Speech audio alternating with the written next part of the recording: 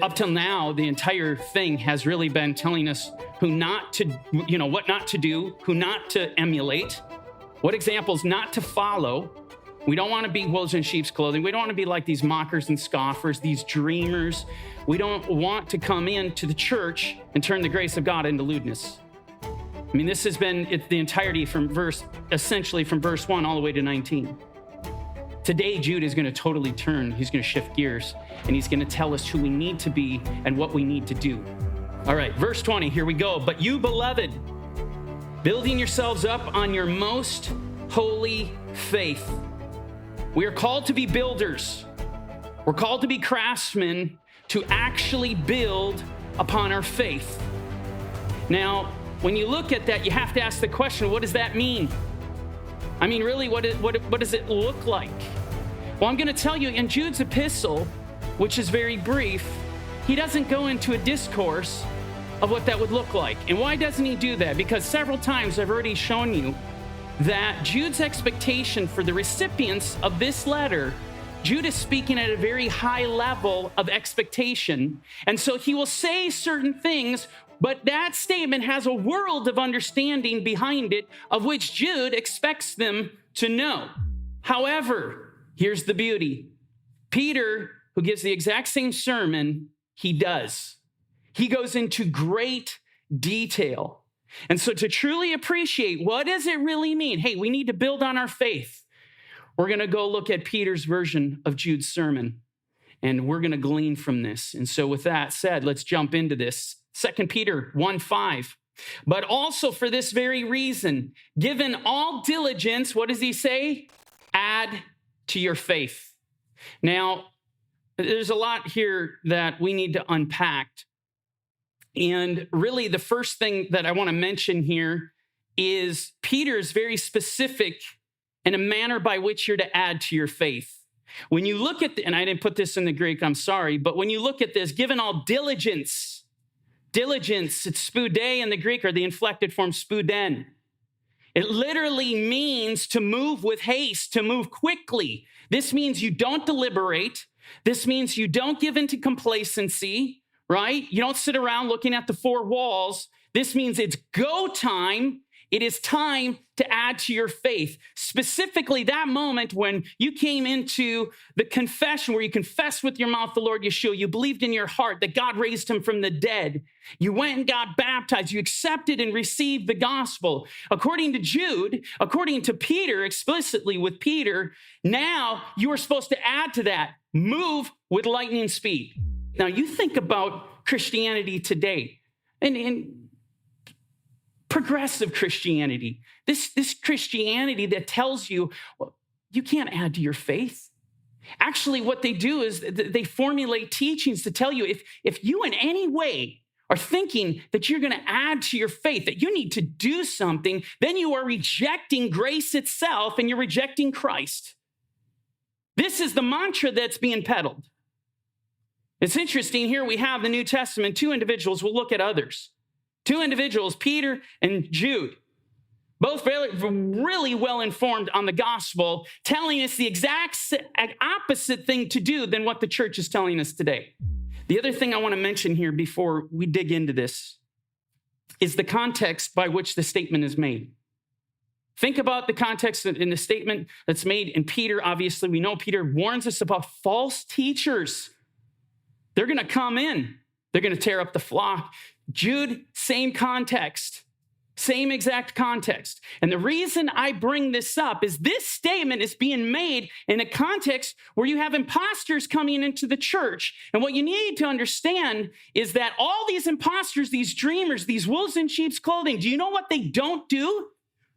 They do not add to the faith. They will not build on the faith. That's what separates the sheep from the wolves. What does it mean to build on our faith? Well, Peter gets so specific, and he begins to tell us, add to your faith, arete in the Greek. This means moral virtue, moral excellence, sexual purity. And what that means is that this, isn't it interesting? Let's just stop here for a second. The first thing commanded, this is Peter. the first thing he says, now this wasn't an accident. He just grabbed something more beautiful out of scripture and add to your faith. I like this. So let's just throw this in here. Peter is very intentional. He was very specific why he picked moral excellence first. All you do, go back to, Acts 15. Acts 15, you have the Gentiles who came into the faith. They accepted the gospel. What was the first thing commanded to them that they had to do? To abstain from sexual immorality. Get your arete, get your moral excellence in order, because we are the temple of the living God. Add to your faith. It's the first thing they were told. And I'm going to tell you, all the things that we look at today, guess what? They're not optional. You don't get to pick this one and this one. And you know what? That one I really don't want to do. Every single one of these that Peter is going to list out, life and death for you. It is the difference between whether you go to heaven or you go to hell. This could not be more serious than what we're looking at. So he says, add to your faith virtue, and then we continue and add to virtue knowledge. What kind of knowledge are we talking about here? Are we talking about the world's knowledge? Man's wisdom? I mean, what knowledge do we need to add to our faith? And the answer is is the knowledge of God. Obviously. But what's not so obvious, which is apparent to me today looking at the church, is what is the knowledge of God? I mean, if we're supposed to add this to our faith, I need to know what the knowledge of God is. We're going to look at what the knowledge of God is. We're going to allow Scripture, God himself, is actually God speaking. We're going to allow God to define what he means when he says knowledge, so that we can appreciate where Jude's coming from. We can appreciate where Peter's coming from. And the way I want to do this is I want to begin to take you to Hosea. But we're going to begin in chapter 4, verse 6. And he says, my people are destroyed for lack of knowledge. Now, I'm just going to say up front, if you wanted to know whether or not it's necessary for you to add knowledge to your faith, look no further. The Lord couldn't be clearer.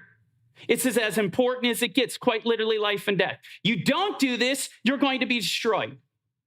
And you know the thing that I love about this? Look at this. I'm going to highlight this. My people, my church. Think about this. My church is destroyed from lack of knowledge. See, this is the error that is plaguing progressive Christianity today, where they're out peddling this nonsensical message that, I'm sorry, any work that you're attempting to do, any commandment that you're putting yourself under, all that is your own selfishness, your self-righteousness, and you trying to earn salvation. This is what is being touted. You don't need to study the Torah. It's antiquated. It's outdated. All you're doing is putting yourself into bondage. This is what's being taught today. Now, what's fascinating, as we continue, guess what the Lord is going to tell us? His knowledge is his law. It is his Torah. And he goes on and he says this, because you have rejected knowledge, I also reject you from being Cohen for me. We're supposed to be a kingdom of priests. This is what we're called to be, a kingdom of priests. And what he's saying is like, when you reject my knowledge, I'm rejecting you. And then he says this, because you have forgotten the Torah of your God, I will also forget your children. Notice, to reject knowledge is synonymous to forget the law, to abandon the law. It's the exact same statement said differently. These are transposable terms. The Lord has just defined so that you understand, so that I understand what this knowledge is that we're supposed to be adding to the faith. It's supposed to be us giving ourselves over to the Torah, over to his word, K-N-O-W. No, the knowledge of God is to know God. It's to know him. We get to know him through his word, his personality, his characteristics, the things that provoke him to anger, the things that please him.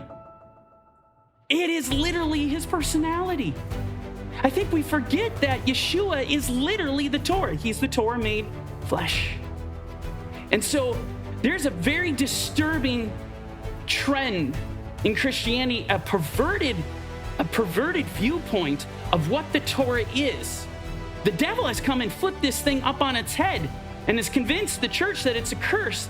has convinced the church that it's only bondage, when in fact it is the personality of Yeshua. It's literally him. We're in trouble.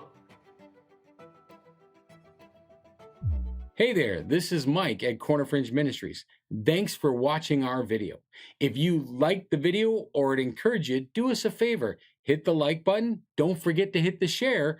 And if you haven't done so already, please hit the subscribe button. Now, if you want to watch the rest of this video, hit the button here. And if you want to watch the rest of this series, you can check it out here. And don't forget, you can download the Corner Fringe Ministries app today on any of your Play stores. Thanks for joining us at Corner Fringe Ministries.